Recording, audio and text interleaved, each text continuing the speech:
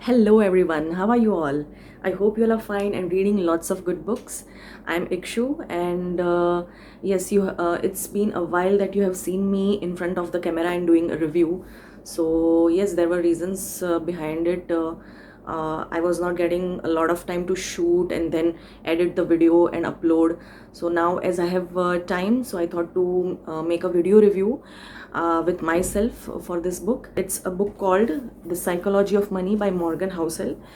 It's about money management, wealth management, but from a different point of view, which I'll be explaining you later.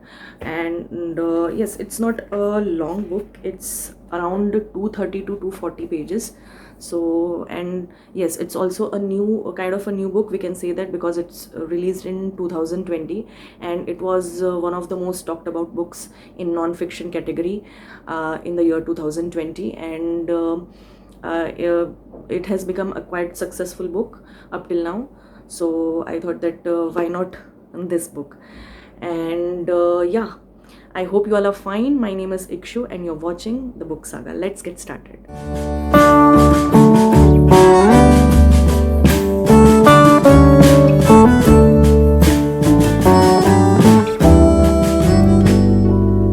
Okay, so when it comes to saving our money and investing that money, I as an investor or an expert who is advising someone else, we want a thumb rule, verified fact, proven methods like formula to decide the best option for our money to be invested.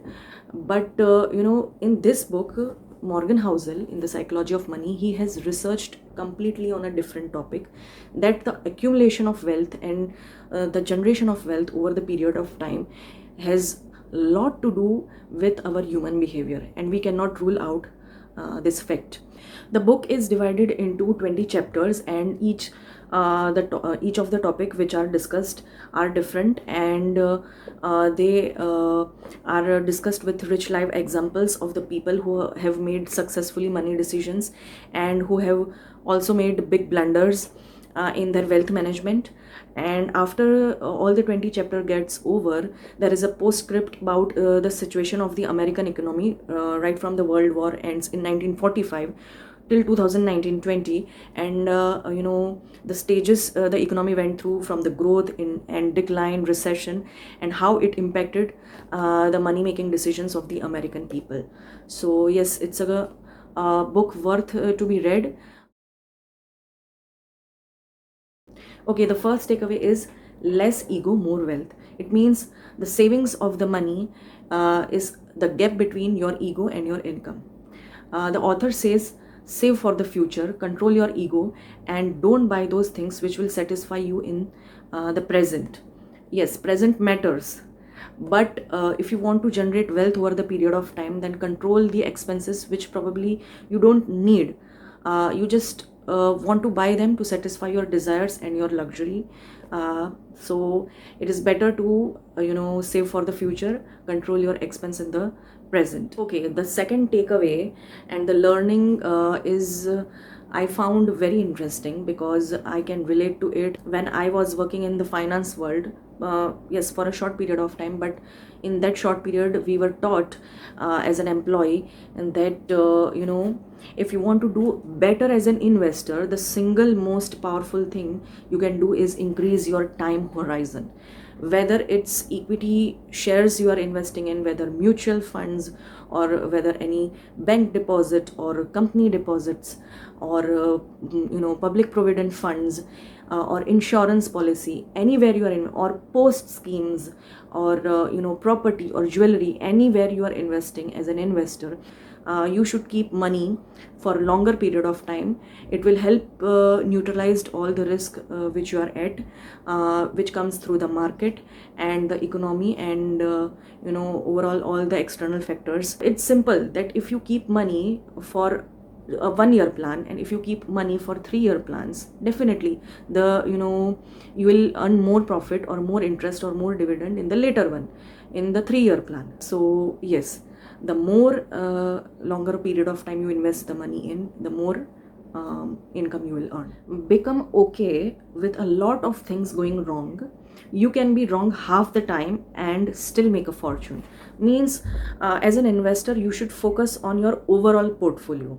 Portfolio means you have invested in lot of different investment avenues, not in single one. You have invested in share markets, you have invested in PPFs, you have invested in post games, you have invested in the fixed deposit. So look at the overall portfolio, don't see one single one. If you see the one single investment avenue, then definitely you will see that you are at loss, you are not performing well. So try to look at the overall portfolio, try to adjust your mindset that this is going to happen.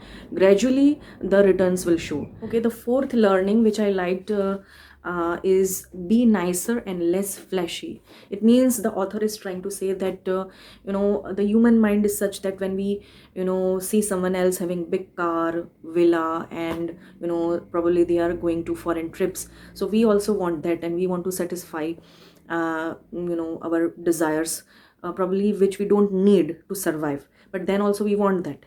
But we should try to understand that nobody wants to see your possessions. In fact, they want to see how good you are as a human being. And we also, as human beings, from the bottom of our heart, wants admiration and respect from people. If you focus on this point, then definitely we won't end up buying things which we don't need, and it will help us ultimately to accumulate wealth over the period of time. Save, just save. You don't need a specific reason to save. Yes, when we are making our savings decisions, we have particular purpose in mind, that we want to save for our business, we want to save for our daughters or son's wedding, or our children's education. Anything will be in the mind. But here the author is trying to say in this point that we should save without any purpose. See, there are a lot of things which are uncertain in life. Anything can happen at any time. So if you don't have a purpose in mind, then also you should save. Make up your mind that say probably I want to save 5,000 rupees every month. So after doing that, whatever money remains should be your expense every month. If you think that you are not able to save 5,000, then you should control your expenses every month. This way you will be able to save definitely every month, and the exact amount which you want to save. Define the cost of success and be ready to pay it. It means, what the author is trying to say, that whenever there was one example I remember that he gave, that whenever we want to go to see a movie, or in the amusement park, we have to buy the ticket, right? This happens exactly in finance also. If you want something in return, you have to pay for it. See what he has written. Uncertainty, doubt, and regret are the common costs in the finance world. Definitely you will be doubtful for your investment decisions, and probably there will be circumstances that you will regret your decisions, and also you have to bear huge amount of cost for it. But what he has written, that they are often worth paying, but you have to view them as fees, like the ticket which you bought while going into the theater, right? A price worth paying to get something nice in exchange, rather than fines. You should not see them as fines, like penalty that you always want to avoid, but you should see it as a fee which you are paying to get something in return. Manage your money in a way that helps you sleep at night. Why we make investment decisions, why we invest money, first of all, because at the end of the investment plan, we feel happy, we feel less worried, we feel less tension in our life. But what happens, that we don't see our situation and make over the top decisions, unreasonable decisions without any base.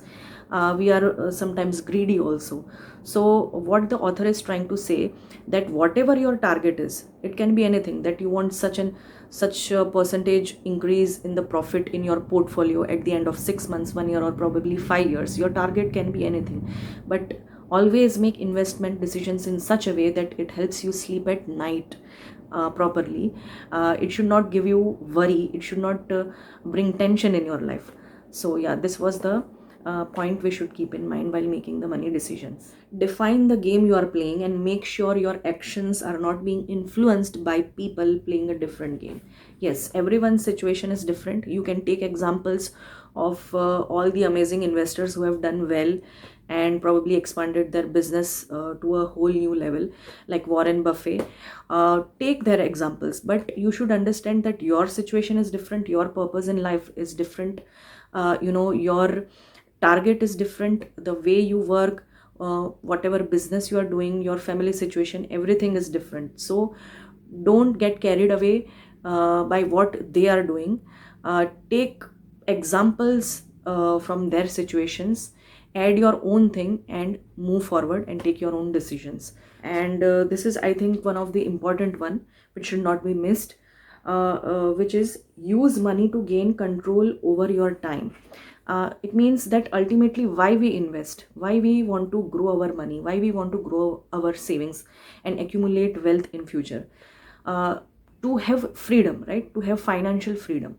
It means whenever we want to take any kind of decisions at whatever time and how we want, we should be able to do it. That is called freedom. See what he has said: the ability to do what you want, when you want, with whom you want, for as long as you want, pays the highest dividend that exists in finance. It means this freedom of taking the decision is the highest profit, the highest interest or dividend which you will earn.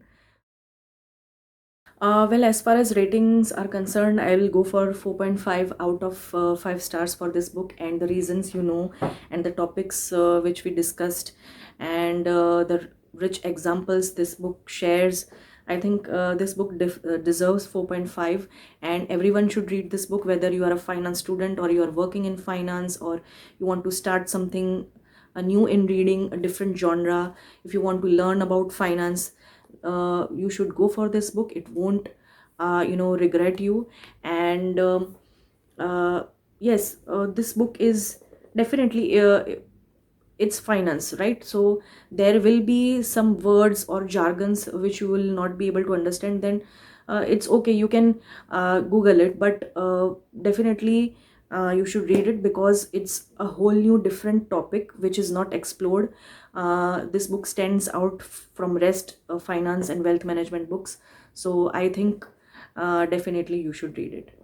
Well, this was all for today's video. I hope that I come again with another video review with myself soon. And also let me know that whether you found this video useful, and whether you have read this book, what are your views on this book.